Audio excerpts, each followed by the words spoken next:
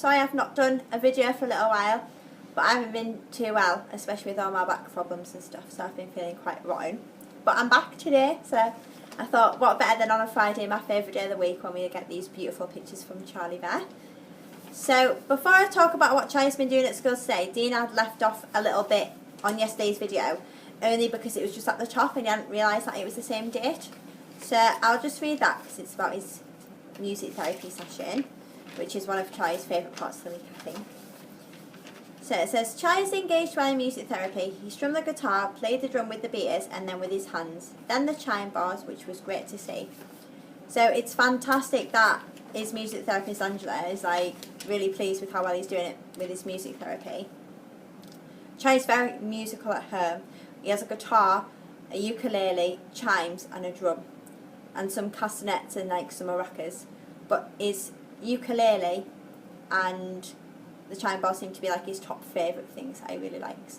So sometimes you'll hear him in the morning when he wakes up, you'll hear him playing on the ukulele, which is quite cute. It's like a really nice sweet little wake up call from Charlie. So I'll just talk about Charlie's morning before he went to school, before I tell you about what he's done today and share some pictures with you guys. So a few days ago, Charlie likes to go in the bathroom in the morning first thing, because our bathroom's actually off his bedroom.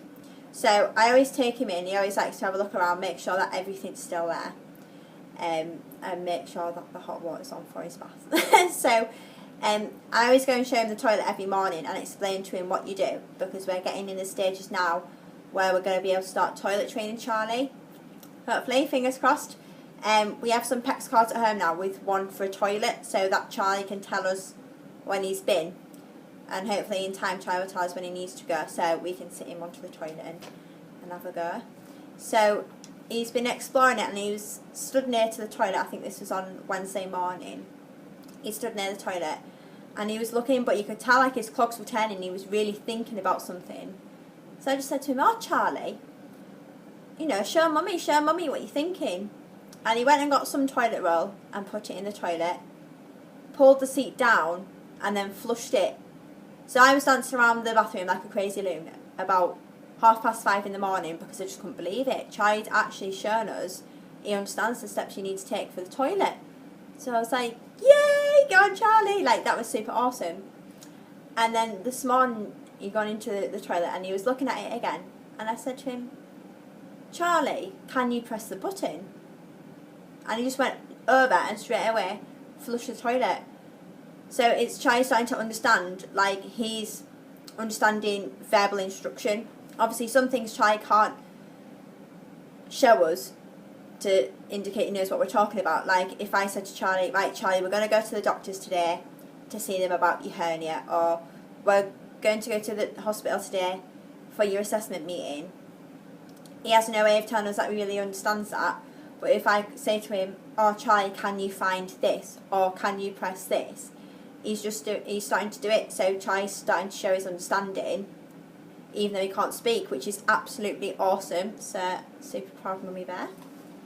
So this morning he was dancing around. He ate 2 massive bowls of porridge. I don't know how he fits it in there, because you've seen Charlie, he's straight up and down. So I don't know where he stores all this massive amounts of food that he eats, but he had 2 massive bowls of spiced winter berry porridge, which is his favourite, and then danced all around the living room. So he was on a very bouncy mode today, which is always a lovely way to start the morning.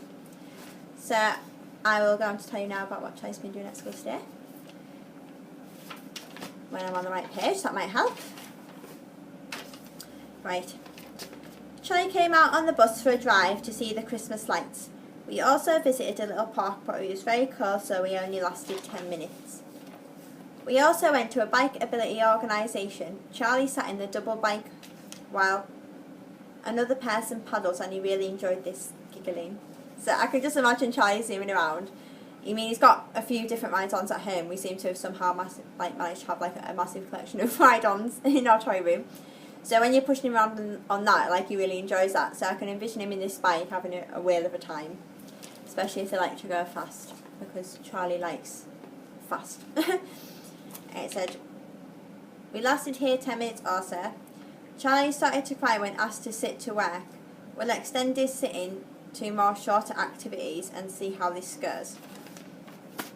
So I guess it's kind of good in a way that Charlie is having a bit of a shout if he's trying to do his work, because it shows his understanding.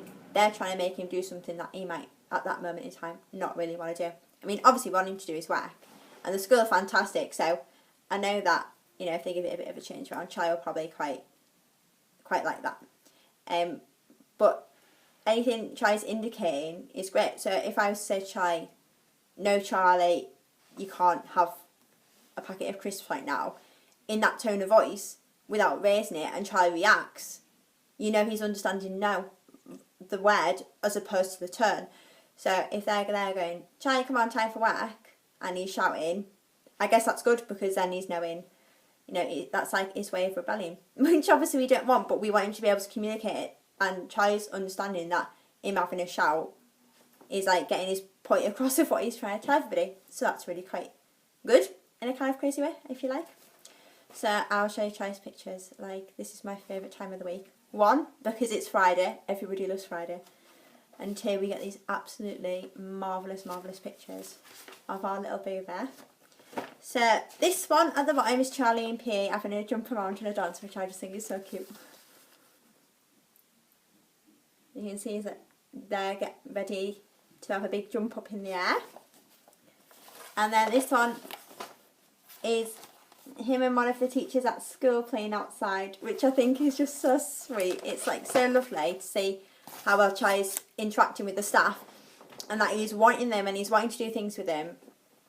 Charlie, a couple of years ago from now, anyone going up to him and wanting to be in his space or wanting to engage with him, he'd have been like, just get away from it, he couldn't handle it. So when we see all these lovely pictures of him engaging really well with all the staff, especially when it's not staff that are in it, like immediately in his classroom, like come for playtime, so that's really good that Charlie's making nice connections with people outside of his like familiar zone, if you like. But when we did go for his parents' evening, his teacher, Miss Senior, was saying, you know, that some of the male staff come down for playtime and that Charlie really loves men. So that was really, it's really nice to be able to see a picture and like to see it like that. I just love it. It's just really heartwarming. So that's quite sweet. We've also been in the paper again today, guys, because I rang Dean this week and asked him for a catch-up story. So I have the paper. So Dean did share it on the page, but I'll just give you a little share to anybody who might not have seen that.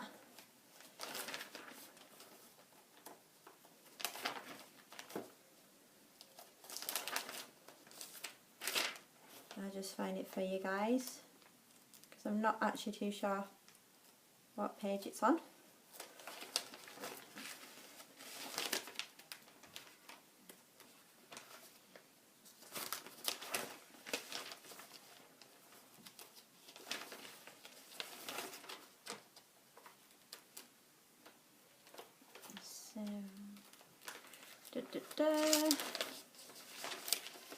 It'd be good if I could find it. Like you can tell, I'm not very organised. So I should have just found the right page before I started.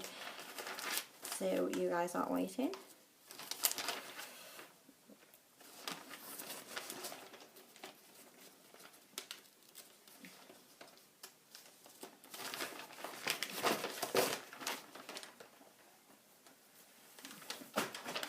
And now I've lost half the paper.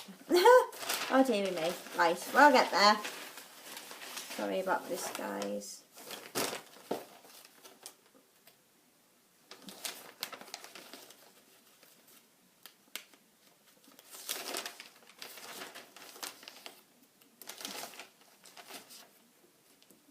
I don't know why I can't find this. Ah, here we go. Right. So they'd popped in their picture that they'd used last time, which I think is quite a nice picture. Especially because it's very hard to get Charlie to sit still for anything. So the fact that they actually managed to get a picture of him not looking completely traumatised is really good. So it's just like a little catch-up story on here. But for any of you that aren't in Whitby, I think maybe you might be able to get it on the Whitby Gazette online, like on their website. If any of you guys would like to check it out. So we're powering on through with that, with media, to try and raise the profile a bit, and obviously get our word right out there. it is quite hard to do these videos just because sometimes, I mean, a lot of this is like really positive and like really nice videos. You get to see what Charlie's been doing and watching him develop. But like Dean had said in the article, when you're living with autism, and you know it can be a right struggle, not all the time, but like it can just kind of overcloud everything. Like you might be going through something that's particularly difficult. So when you kind of watch them back, you realise like how hard things can be sometimes, because when you're living with it you don't really notice because you're just carrying on and carrying on. You don't kind of sit down and really think about it too much. So it's like kind of hard when there's things to talk about that's not so nice, and you know, the lower points of autism, which obviously we do incorporate into our videos because it's important people know how bad things can be, as much as it is they can see how amazing things can be with like everything that's right in place. But one thing is for sure, we definitely won't be stopping these videos. Obviously we're going to do 100 days, but our year our year of blog. But if everyone's still loving it, you know, then that's something we'll carry on to do. I mean, it's quite time consuming. I mean, you'll watch these videos and say one might be 10 minutes long, so that doesn't seem like much. But when you're catching footage of Charlie throughout the day, and then you're kind of editing it all together and things like that. But obviously it's something we love doing, and we're getting such like a fantastic response from this. It's like wonderful, because as much as we're helping people going through similar situations to us, there's people further on down the line who have already been here, and like things are like so amazing for them and for their families and for their children. It's really nice because we're getting that help as well, and like we're finding things out that might be good to try with Charlie in the future when he's a bit older. So it's really nice that we've got this massive support network for one another. Which will just bring me on to saying, for day 100 we are hoping to get people, if anyone's interested, if anyone could help, if you could make like a little video clip just saying how our video has helped, or how you feel about autism, if you feel like maybe if you're not living with it but you've become more educated on it and you decide to have a little word about it, or tell us all about your little ones. If your little one's autistic, tell us about them, what they're loving, what their characteristics are. If they're like Charlie and they're very stimming and like really happy flapping, it'd be lovely, because we'd like just to combine them all together to make a lovely video. So like we can show you, look at all these people and look at how great things are. Things can be really tough, but things will get better. I mean, obviously when you're in a bad situation you're not too sure when. It's not like you can say, oh, next month on this date things are going to change dramatically.